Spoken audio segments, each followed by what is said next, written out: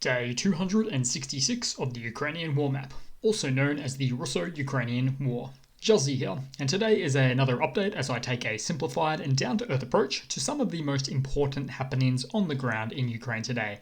And as always, I'll start off with the Russian military losses. So as of the 16th of November 22, so in the last 24-hour reporting period, there's been an additional 630 Russian military personnel losses. So currently sitting on 82,710 approximately. Then when we look at the Russian hardware losses, so armored combat vehicles in total, an additional 24 losses, tanks 10, and artillery an additional 10 on top there as well. So we'll move back to the map now, where Russia sent a barrage of nearly 100 missiles to various points all over the map and predominantly aimed at civilian power infrastructure within Ukraine itself. And with this Russian attack amounting to the single largest attack since February 24th, so since the start of this war. Now, all in all, about 73 out of the 90 missile strikes were shot down by Ukrainian air defenses, so 73, not a bad number there. It's getting higher and higher, better precision, higher accuracy, with plenty of footage to show all of these intercepts as well. Out of all of them as well, interestingly, one of them, a Russian KH-101 high-end precision-guided missile, costing around roughly $13 million a piece, was in fact taken down by an Igla manpad, which costs about $100,000 in comparison there.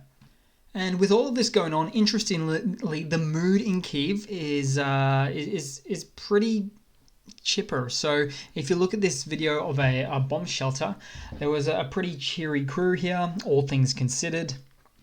Now, a strike like this with such a large amount of missiles is something that usually wreaks a lot more devastation than it has. In fact, with what's going on here, Russia can no longer send just 5 or 10 missiles Ukraine's way to make a difference if it really is looking to achieve its goals, as it needs to really overwhelm the Ukrainian air defenses, especially due to the recent influx of air defense systems received into Ukraine in the past few months alone. Now, having said that, Ukraine has far from 100% of their skies covered, but with such a high rate of these missile interceptions, the balance of power clearly is starting to turn in Ukraine's favor here.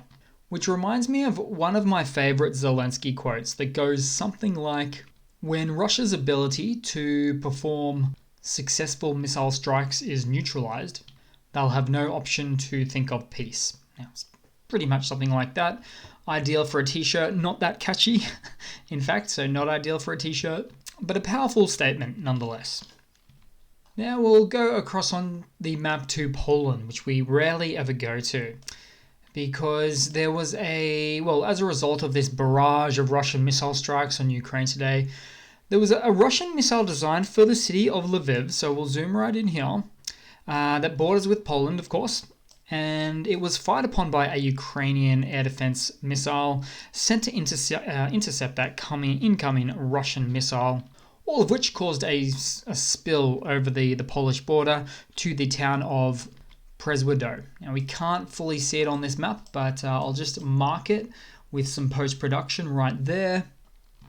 So the investigation into this incident is still ongoing, but the remains of the missile located on Polish territory appear to be the remains of the Ukrainian air defense missile, the S-300 missile sent to intercept one of nearly 100 missile strikes from the day. Now, Russia's response to this situation was complete and utter denial. Of course, that's to be expected. For instance, the Russian Kremlin spokesperson Dmitry Peskov said, quote, "As for the incident in Poland, Russia had nothing to do with it." So there you go, folks. Nothing to do with it, except for sending a crushing salvo of nearly 100 missiles into Ukraine territory today, many of which were on the border to Poland there, as we just saw. So for all of this, which means no matter how you look at this, it still comes down to Russian aggression that's spilling over onto NATO borders, and a clear reminder of Russia's willingness or recklessness to fire in such close proximity to NATO borders like this Polish one today. Now, just quickly, Poland is part of NATO, and NATO has the NATO treaty, of which within that treaty there's something called Article 4 that says a country can convene a NATO Council of Members in the event it feels it's threatened. And then we have, of course, the more famous Article 5, stating how an attack on one member is an attack on all members, causing a military escalation to really be allowed to occur. But having said all that, I doubt any direct NATO military intervention will come from all of this. However, I do postulate that this will have the reverse outcome effect that Russia was intending, causing an increased flow of weapons supplies from NATO countries direct into Ukraine. In fact, just on the back of this news today, Sweden announced its biggest military aid package to date, including additional air defense systems for Ukraine and munitions to go along with some of them as well. So quite the backfire. Oh, and speaking of backfires, we'll move up and around the map to the Oblast, the Russian Federation Oblast of Oryol. So here we go, right there. So in Russia, so about 110 miles or 175 kilometers deep from the Ukrainian border, say around Sumy, a Ukrainian drone struck a Russian oil depot. Now, these drones are much smaller than your average missile, but they do have a higher range than any other offensive weapon system that Ukraine is known to currently have in its possession. So they're slow and easy enough to take down. The only problem for Russia is that Russia has quite a large territory to defend, in fact, the largest in the world. And Russia doesn't have enough air defense systems to go around, leaving it wide open and vulnerable to attack. So it's a shame when the shoe's on the other foot. Hey, Russia. And then next door in the adjacent Russian Oblast of Belgorod, a Shahid drone launched from the city of Belgorod from within Russia had malfunctioned, failed, or boomeranged, and it hit its own Russian territory land overnight. Again, not the first time that something like this has happened. In fact, I think I just reported yesterday or the day before on this sort of thing. And no doubt sooner or later I'll set up a compilation video of these sorts of things happening. Then we'll move across to the Donbass, where the Ukrainian forces have reportedly gained a foothold in Crimea. So I'll zoom in here. So it doesn't yet show it on the map here, OPSEC reasons, all those sorts of things. And in fact, there's actually a lot of buzz around this position at the moment, where some Russian sources have also indicated that many Russian soldiers are abandoning their positions as a result of really constant and heavy artillery fire from the Ukrainian side, which is quite the change for once. Then for the Donbass, we'll move to the location of Pavlivka in the south of the Donbass there, so quite a ways away down. Now, where Russian forces are throwing everything they have to take the settlement of Pavlivka right there, but are taking huge losses in the process. Now, neither side at the moment can claim to hold this settlement, but we do know Ukrainian forces are pounding Russian forces back to the Stone Age from the position of Vuhledar, which is right next door there, with artillery and airstrikes. Then just quickly, we'll move across to the Zaporizhia region. So Tokmak, no stranger to Ukrainian strikes, where there appears there was a HIMARS strike into a Russian military facility in Tokmak there, and a bit of a small brief photo for that one as well. We'll move across to adjacent Kherson, the other front line at the moment, where things are of course shaping up. Where due to constant shelling from Ukraine, Russian forces have confirmed that the occupation's administration and some of the forces, or many of which, have moved and vacated out of Novokakhovka, right near the hydroelectric dam bridge there.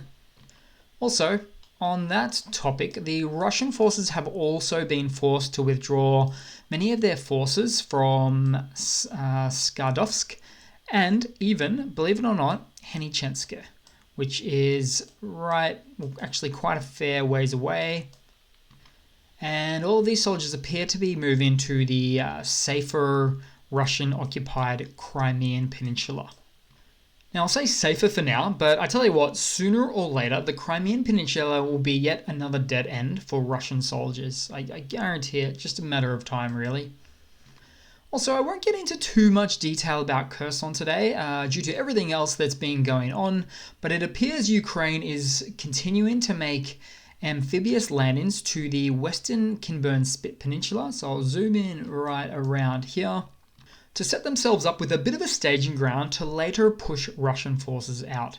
In fact, I suspect that this whole west end will be the first location south of the river that will be liberated, which will then, of course, change the whole frontline dynamic. So I really look forward to seeing what happens here soon enough. And for Kherson, I'll have a look at or show you guys some of the captured Russian hardware, some of the abandoned stuff that they left behind when they were forced to do that embarrassing withdrawal about a week ago from the northern bank that's all blue there. So another ancient piece of a T-62 tank. So these are the 1960s Soviet-era tanks added to the ranks of the Kherson Museum. Well, I say museum, but I'm sure it will get a new lease on life, be cleaned right up and put back into use for the Ukrainian Armed Forces. And then we have an SPG, so a self-propelled gun, big old gun on top of what appears to look like a tank chassis in a way. Just a bit of a simplified explanation of that one. Less armor, but a lot more range, so it's like a big old artillery piece. This one's the 2 S3 Acacia. But all in all, we'll continue to see the Ukrainian Armed Forces getting a lot more trophies in the coming days and weeks in this particular region for sure. Now we'll move across to some news for the day. So as a result of the largest Russian missile attack on Ukraine in this war to date, 10 million Ukrainians were disconnected from the power network. But now power supply has been restored to 8 million people. The energy infrastructure crews have been working all throughout the day and night in many regions, about up to 15 regions in Ukraine, to put the lights back on for the civilian population to eliminate the consequences of the occupiers, so Russia's missile attacks. So this has to be a thorn in the side for Putin, truly, after his biggest attack to date since the beginning of this war on the 24th of February, to not yield hardly nearly as many results as he wanted to. In fact, I'll go one step further and say Putin and the Russian forces are doing this to create a sort of a psychological warfare so that the civilian population will give up and want to, I guess, become Russian or accept a Russian rule. But it's only making the Ukrainian civilians more and more determined to support their government and Zelensky and push Russia out. So Russia is doing quite the backfire tricks. Russia should have just promised every Ukrainian citizen before the war, $50,000 US each or something like that, and try to push for a referendum and do it with love, not with hate. But no. And in the next bit of news, the think tank, the ISW, so the International Study for War, reported that Russians are increasingly turning to social media to express their dissatisfaction with the military mobilization rollout incompetencies, which I myself certainly have been showing a lot of the embarrassing Russian mobilization rollout blunder moments for this channel. So as a result of all of this, there is a total of 16 anti-war groups in Russia signing petitions or getting the civilian population to sign these petitions, with about 40,000 signatures gained so far requesting the demobilization of Russian troops on the ground in Ukraine. So over time, these anti-war groups within Russia will get louder and stronger, get more supported by the general population, and will certainly assist with the changing national sentiment of getting Russia to forego its foreign policy, that is to say, its war in Ukraine. And then in some other news, Croatia will provide 14 Mi-8 and some Mi-17 helicopters to Ukraine soon. And the reason why news like this is important is because the country that provides the military aid, so in this case Croatia, gets compensated by NATO and the USA for more modern NATO level equipment, in this case Black Hawk helicopters from the USA. So this way Ukraine can use Soviet-era equipment that they're already trained on and the providing country can modernize their own fleets a bit more too. So win-win. Then in a mobilization blunder, like I just mentioned briefly before, so a Russian soldier in Ukraine was making this video to make an appeal to Russian officials requesting that they supply them with better and equipment, just equipment and better equipment. Basically in this video, for which this is just a still of course, they're saying that they're not getting much equipment, but the equipment that they are getting is quite low grade, causing some soldiers to have to buy their own gear if they can afford it, which by the way, most cannot. And then a bit of a quick funny, guys, to round off the day with. So a Ukrainian S-300 surface-to-air missile radar system, so the radar component, was taken out by a Russian loitering munition today. The only problem being this one was a dummy radar, which now requires a new fresh coat of paint before being redeployed again.